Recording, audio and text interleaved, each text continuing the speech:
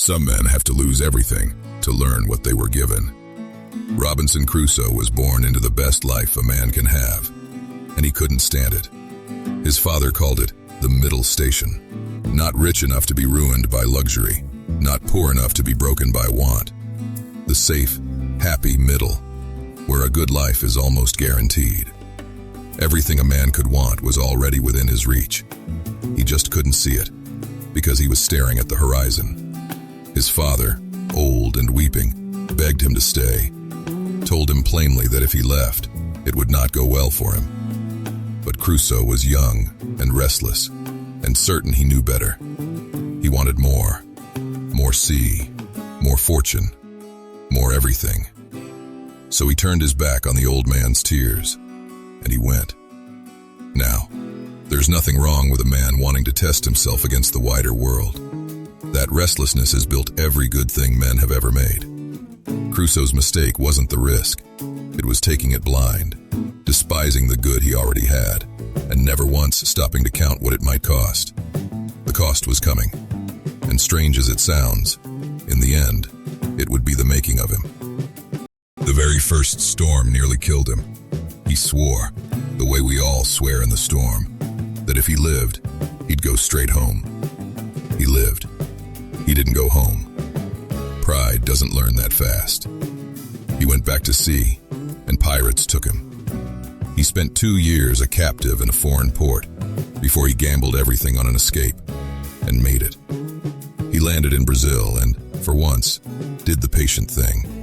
Built a plantation, year by year, and grew genuinely prosperous. He had the middle station again, earned this time. And again, it wasn't enough. Greedy for a shortcut to more, he boarded a ship for a voyage he had no business taking. The sea had warned him twice. The third time, it kept him. The storm broke the ship on a sandbar and drowned every soul aboard but one. Crusoe woke on a deserted island, alone, with nothing but the clothes he'd swum in. No tools, no shelter, no hope of rescue. Most men would have lain down and died, and for a day, he nearly did. Then he did the one thing that saves a man. He got up and went to work. The wreck still hung on the bar, so day after day he swam out and stripped it. Planks, rope, sailcloth, grain, guns, a chest of tools, even ink and paper, ferrying it all ashore before the sea swallowed it. He built a wall. He built a roof. He had no idea how long he'd be there. He built like a man who intended to live. What do you do with 28 years and no one watching? You either fall apart or you build a life.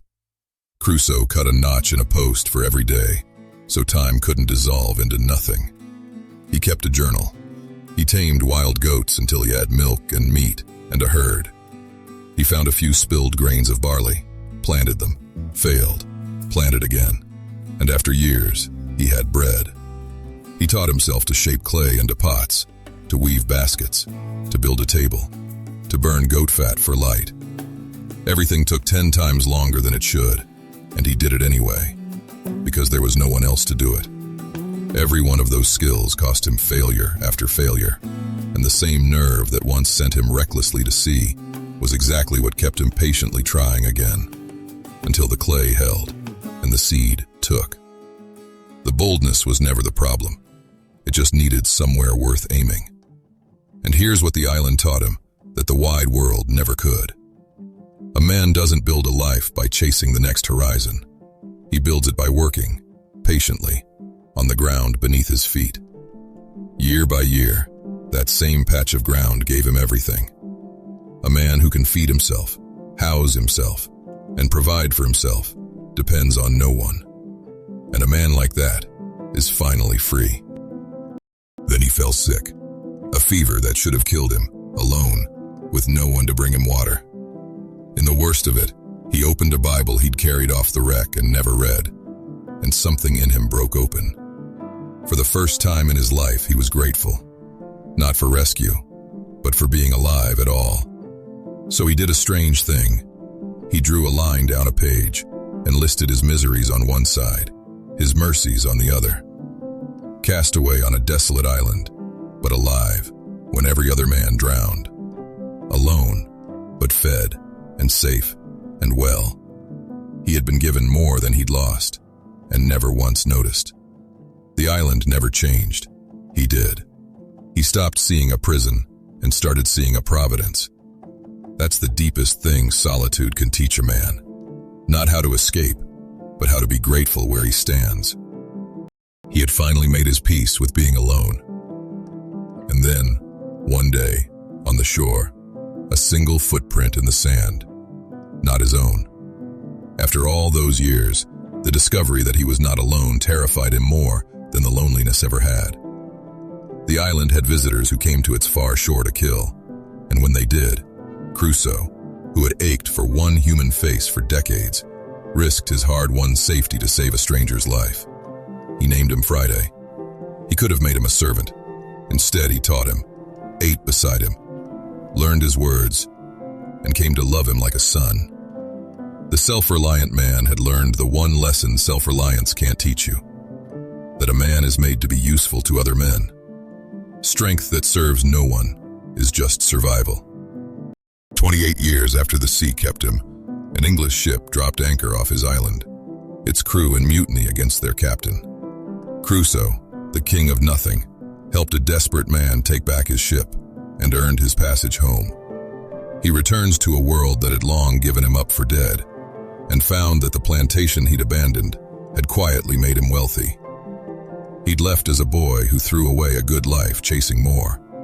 He came home a man who could build a kingdom out of a sandbar and who finally understood what his father had tried to tell him.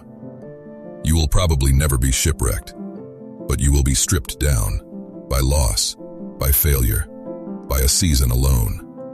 And there you'll learn what every man eventually must, that the life you're looking for isn't waiting over the next horizon. It's in the ground you're already standing on, waiting to be built. That you can make far more than you think with your own two hands, if you'll work at it patiently, year after year, instead of chasing the next thing that doesn't exist yet.